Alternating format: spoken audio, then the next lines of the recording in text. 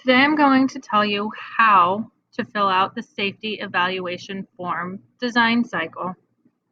Starting with this front page, we're going to look more in depth at the requirements for this project.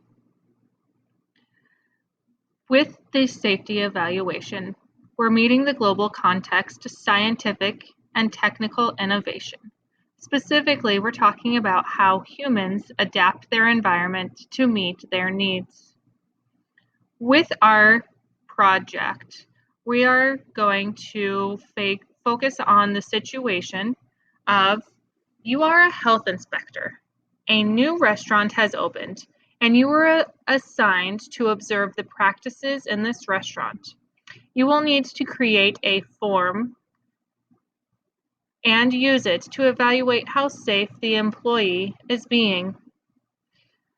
The product that you are creating is a form. Another word for form is a worksheet to judge or evaluate one person's performance in the kitchen. We'll be creating the first idea or first draft. This is not going to be graded based on how well you've done, but rather your effort. So in the first draft, you'll want to look at this page, Developing Ideas. You can see that you will be making a draft of this evaluation form or worksheet. To start off with, we need the information. I would like for you to take a few minutes now and write down about 5 rules you need to follow when working in the kitchen. Now that you have the rules written down, a form or worksheet requires that there be a way to judge or grade somebody. So here are 3 ways that you can change your form to be grading another person. You can start with a check yes or no. Here's an example of how a person in prior classes has created a check yes or no. You could also leave spaces for written answers. So here is an example.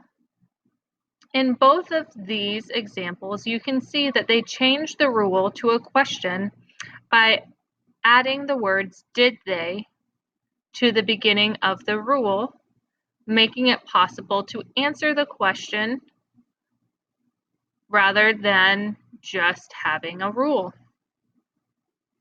The third way that former students have created a form is they've created a grading scale. So you can see that they have done a scale from 0 to 4 and wrote the rules as rules rather than questions. Take a few minutes now to reformat your rules into a worksheet.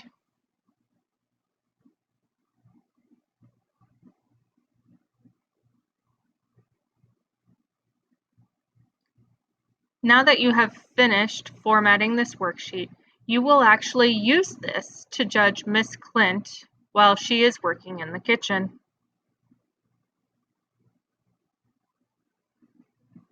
When you have finished judging Mrs. Clint, you will get to then judge how well your worksheet actually graded Mrs. Clint.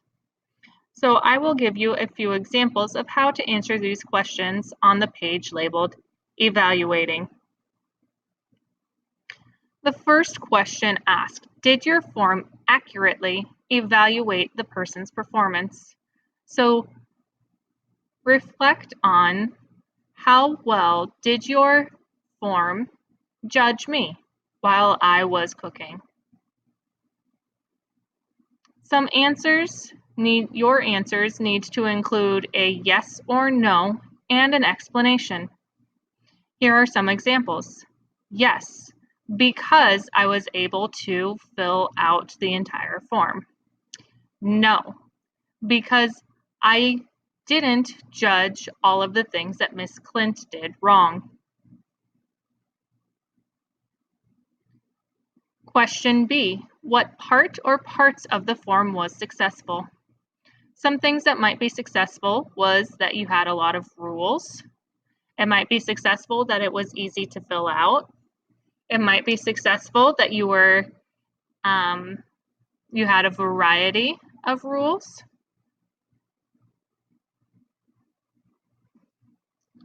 Question C. Rethink this question not, is there additional information, rather, what additional information would you like to include? Your additional information might be about sanitation, such as washing dishes or not using the same equipment on two different food items. It might be about measuring and measuring accurately. It could be about using the correct utensil. So write down now what additional information you're going to include on your second draft. Question D, ask more specifically about the format of your worksheet rather than the information. So maybe you were doing short answers and it took too long to fill out. So maybe you want to change the way you answer the questions. It is possible that the formatting did not include a space for comments and you really wanted to give more detail. So maybe you're going to include more comments. It is possible that you feel your form requires directions. So maybe that's what you include on your second draft.